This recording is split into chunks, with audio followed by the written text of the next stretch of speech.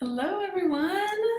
Welcome to your Ascension How To. I'm Angela Blaha, and let's get started on our topic today, which is on the awakening path. There are bouts of forgetfulness, not dementia.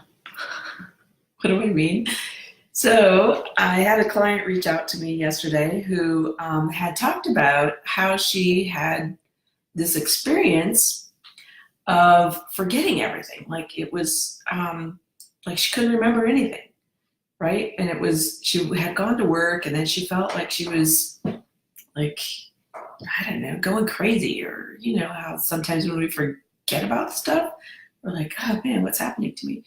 So anyway, she couldn't remember her past. She couldn't remember childhood memories. She couldn't remember like pain that she had recently gone through or suffering that she had gone through or the emotions. Like she couldn't remember her emotions.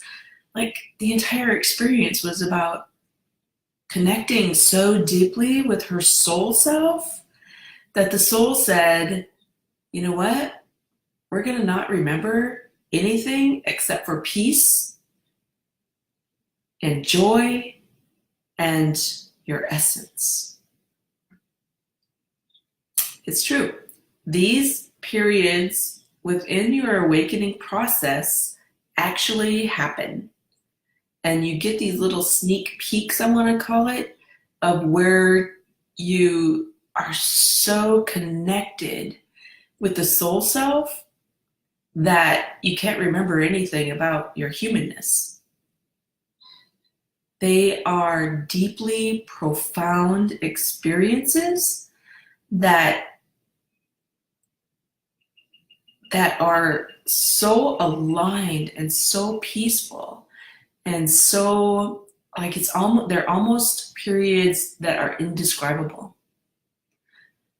But once you remember them and you can remember these experiences that you have, that once you experience it, you want to go back to that experience and hold it forever and ever and ever, because they're just so profound and they're so aligned with who you really are. And there's some deep knowing that you have within your own energy and within your own mind that you know that this is where you're heading. All right. So how do you hold that energy, right, of these profound peace and happiness and things that are almost literally indescribable?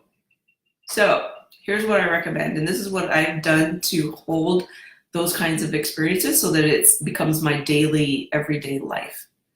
So I've created a meditation practice. That's the first thing to do, is to create a meditation practice so that you can reach this place of content every single day.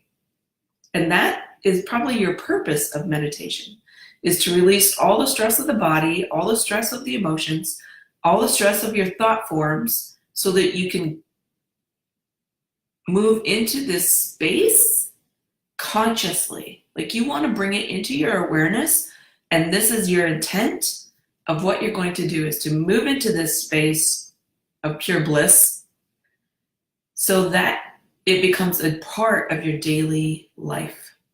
It becomes who you are, right? Rather than just these quick glimpses of this space where you can go.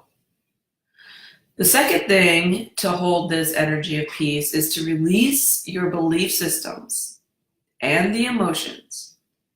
And you do it by asking yourself, what's really your truth? That's how you release belief systems. Is, you know, we inherit belief systems, right? Like we don't create them ourselves, they're inherited. And so you have to ask yourself, do I really believe that? Do I really believe this that I'm living? Because belief systems become our truth, right? They become our reality. And if you want to change your reality, you literally have to look at your belief system and say, do I really believe in this? Is this really my truth? Most of the time, your beliefs and your emotions aren't really even yours. Because emotions, beliefs, thoughts, actions, and words are all inherited. Now, we can't blame our family or our society or our religions or anything. We can't blame them. We just have to ask ourselves, who am I? And do I really believe these kinds of things? Because if I'm really wanting to expand into the soul self, you have to ask yourself, what's your responsibility to your soul versus your responsibility to your belief systems?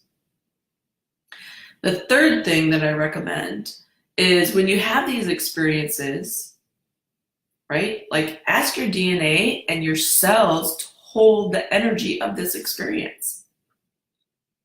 Now, the fact that she had experienced, or what she described as forgetting, we don't necessarily forget our past or our future or any of those things. We don't forget them.